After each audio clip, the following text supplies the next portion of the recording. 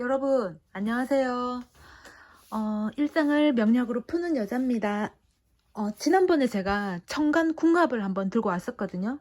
오늘도 조금 그것보다 조금 더 몇 가지 더 추가를 해가지고, 오늘은 좀 이렇게 적어 봤습니다.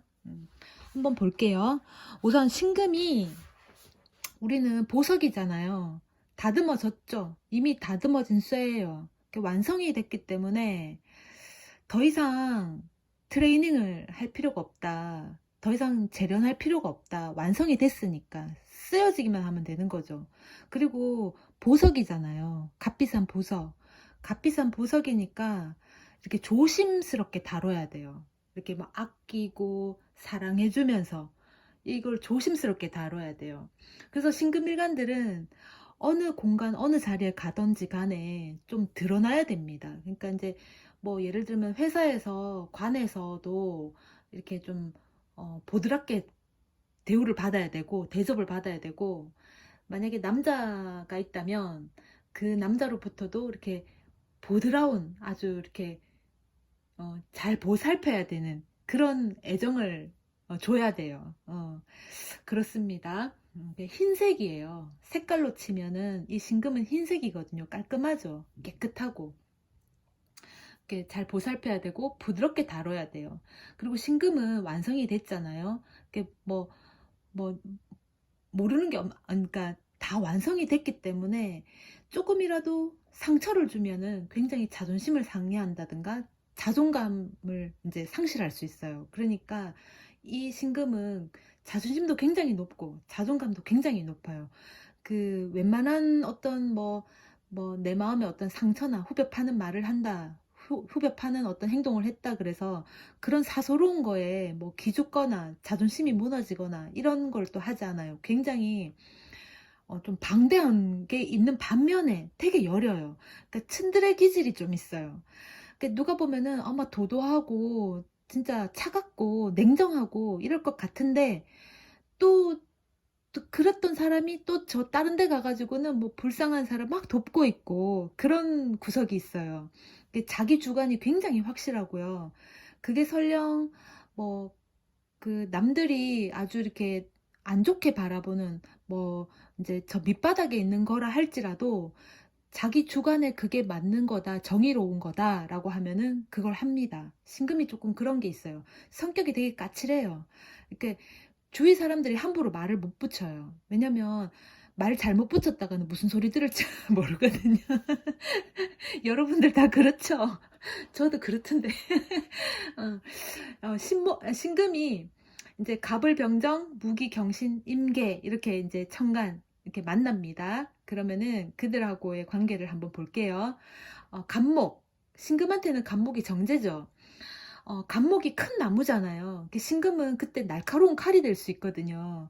근데 그 날카로운 칼이 작은 거니까 이 정제한테는 별로 이렇게 변화를 못 줘요.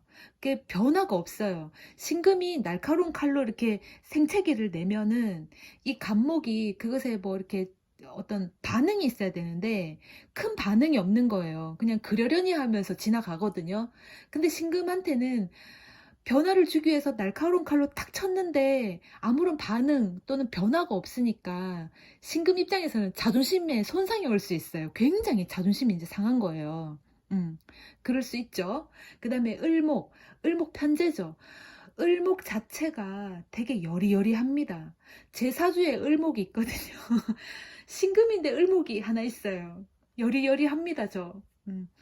이때는 신금이 아까 간목에서는 날카로운 작은 칼이 됐었지만 을목한테는 커다란 도끼 날이 될 수도 있거든요. 그래서 진짜 가차없이 확 잘라버려요. 을목한테는 그러니까 을목이 또 되게 자유롭거든요. 이게 간목은 위로 뻗치는 성정이 있다고 했는데 이 을목은 옆으로 이렇게 확산하는 성정이 있다고 했잖아요. 그 확산하는 게 직선으로 가는 게 아니라 이렇게 자유롭게 막 번져서 가요. 이제 모양 없이. 그렇게 보면은 을목한테는 신금이 필요하기는 해요. 그죠?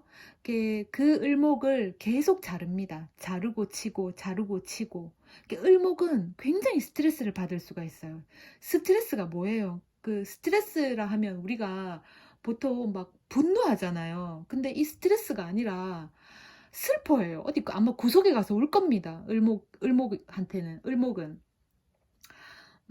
그래요. 우리 주위에 그런 비스무리한, 을목 비스무리한 사람이 있다면 우리 좀 부드러워지자고요. 그 다음에 병화. 병화는 정관이죠. 둘이 이제 병신합을 하죠. 근데 이제 합 중에서도 병신합은 서로밖에 모를 수 있어요.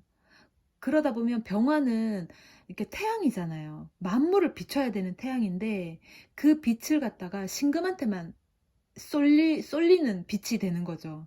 모두에게 써야 될 그 빛을 오로지 신금한테만 쓰는 거예요. 그래서 각자 본연의 어떤 할 일, 본연의 성정을 잊어버릴 수 있다. 그런 문제가 있어요. 합이라는 게 무작정 좋은 것만은 아닙니다. 물론 내 사주에 내 사주에 병화랑 묶인다 하더라도 그것을 조금 이렇게 좀 부드럽게 좀 그렇게 뭐 꽁꽁 안 묶이게 해줄 정도의 어떤 다른 일간 몇 가지가 있다면, 글자가 있다면 또 괜찮아요. 근데 일간만 보자면 이렇습니다. 그 다음에 정화. 정화는 평관이죠.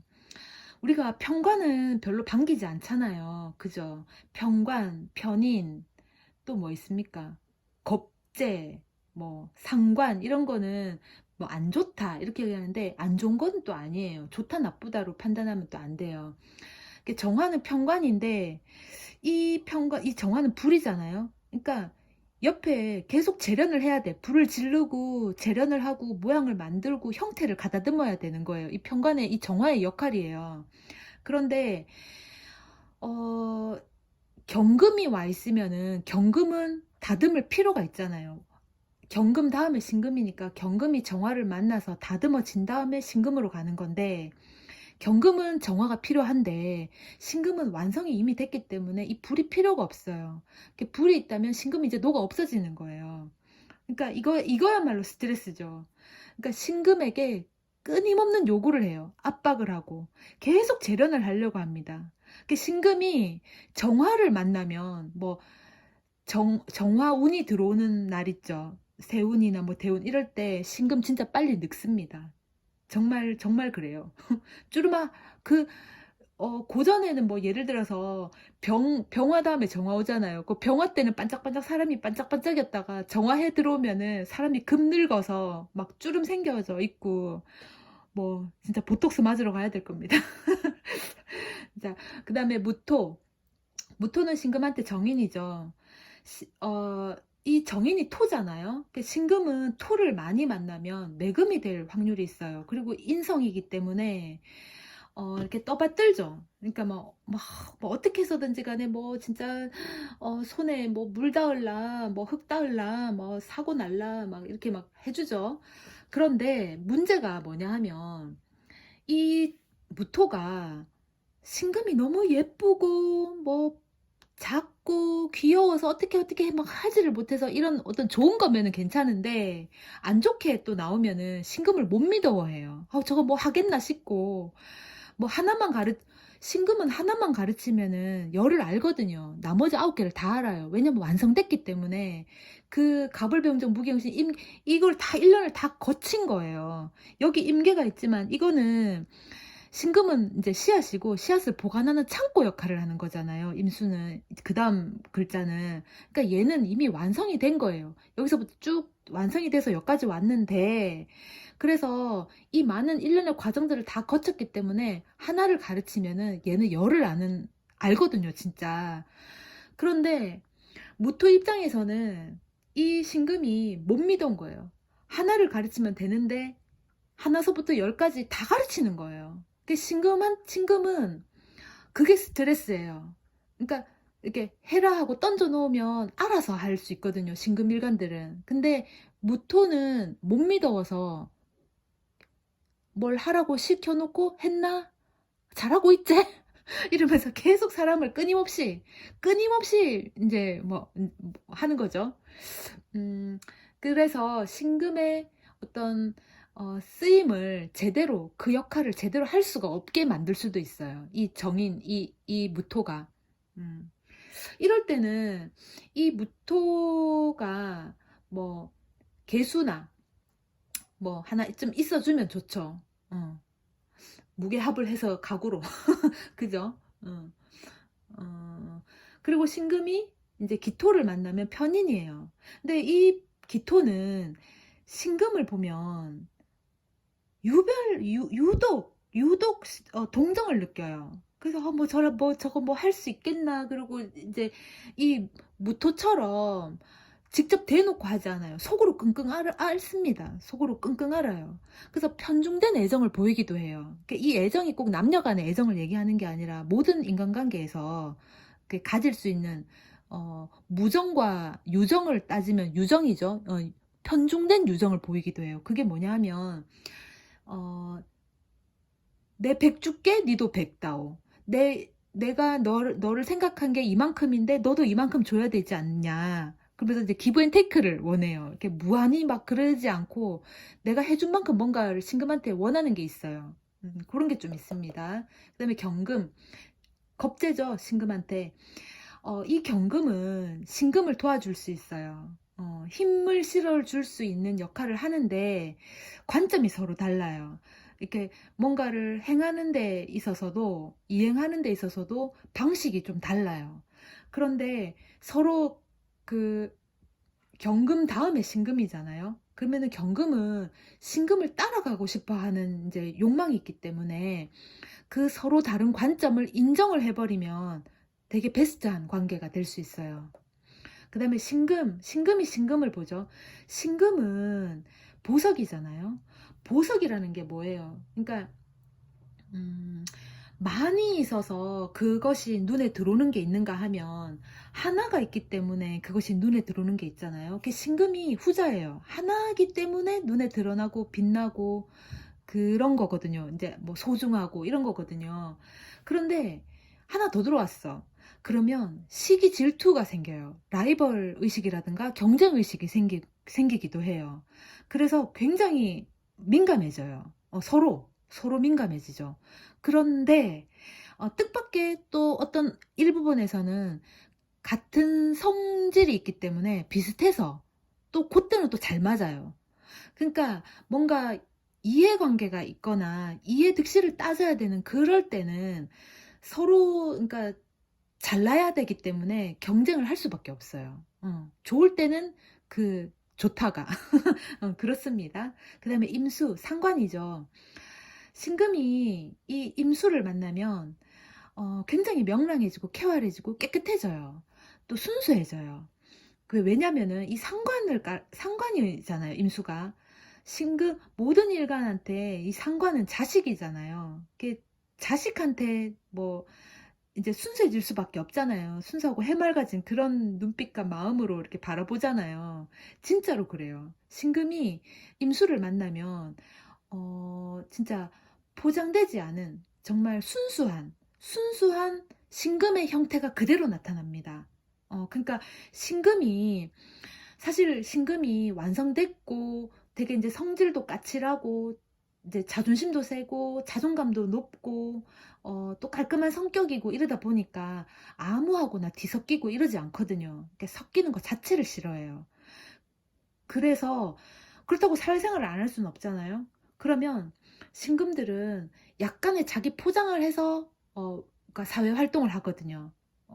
차라리 입을 다물든가 차라리 도도해지던가 차라리 차갑던가 냉정하던가 뭐 그런 식으로 자기를 포장을 하는데 근데 신금을 그런 어떤 겉에 포장된 그런 것들을 말끔히 씻어주는 게 임수입니다. 그래서 굉장히 순수해져요, 신금이.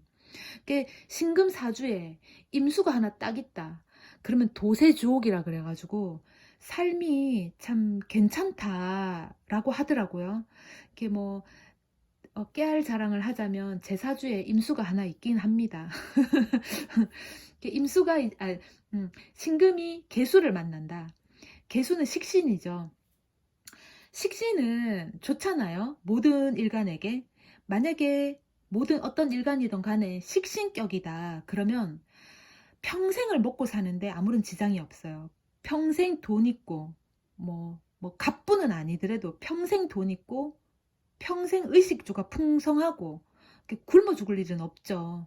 일거리도 자기가 할 만큼 있고 생기고, 돈도 그만큼 또 들어오고, 먹거리도 그만큼 생기고, 평생이 풍족합니다. 그런데 그게 좋을 수는 있는데, 세상살이가 이벤트가 있어야지, 이렇게 인생살이가 이벤트가 있어야지 재밌잖아요. 그러니까 이제 식신격이면 평범하고 묻어는 한데 별일 없이 지나가는데 삶의 재미가 없을 수 있어요.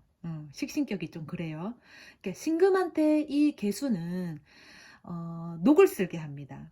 신금이 쇠라고 했잖아요. 철.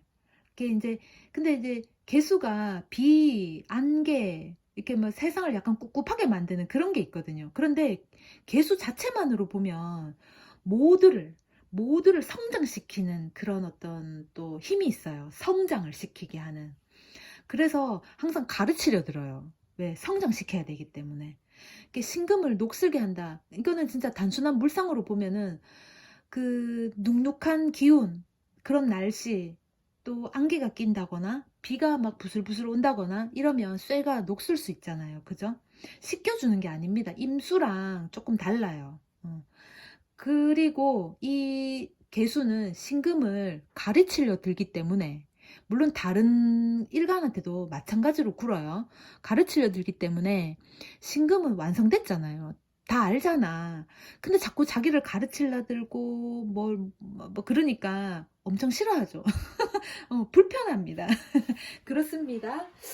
자, 우리가 이렇게 완성됐는데 어, 사실 우리가 너무 이렇게 자만해서는 안 돼요. 자존감이 높은 건 좋지만 자만심을 가지면 안 돼요.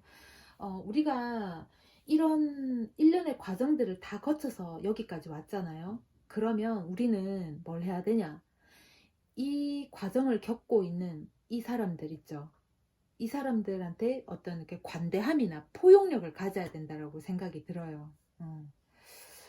그래서 우리는 다음 단계에 이제 임수나 개수로 하여금 나를 잘 이렇게 내 씨앗을 잘 창고에 잘 가뒀다가 다음 해에 잘 이렇게 또 발화할 수 있도록 그렇게 했으면 좋겠습니다. 오늘 천간의 궁합을 접대 한번 제가 간략하게 그때 막 쓰면서 했는데 막 날려 쓰고 갈겨 쓰고 이래가지고 오늘은 이렇게 나름 깔끔하게 정리를 해봤어요. 글자가 위로 이렇게 사선으로 올라가고 있어서 좀 보기가 흉하긴 한데 그래도 한번 보시고 궁합이 어떤가. 지금 소리 들리죠? 하여튼 그렇습니다, 여러분. 모든 일간들하고 다 맞을 순 없지만 우리가 살면서 이 모든 일간들을 다 만날 수 있잖아요. 만나고 헤어지고 또 만났을 수도 있고 또 지나갔을 수도 있고 내 인연이었을 수도 있고 다 그런 관계 속에 이제 살고 있으니까 이 정도를 알고 나의 문제점도 분명히 있을 거란 말이에요. 그들한테 이 신금이 불편한 일간일 수도 있잖아요. 그러니까 우리는 이 일련의 과정들을 다 거쳤으니까 이 많은 사람들을 만남에 있어서 관대함과 포용력과 그런 걸 가지자고요. 하여튼 또 이렇게 천간궁합을 들어주셔서 감사합니다. 제 영상 잊지 않고 들어주셔서 정말로 감사합니다. 다음에 또 뵐게요.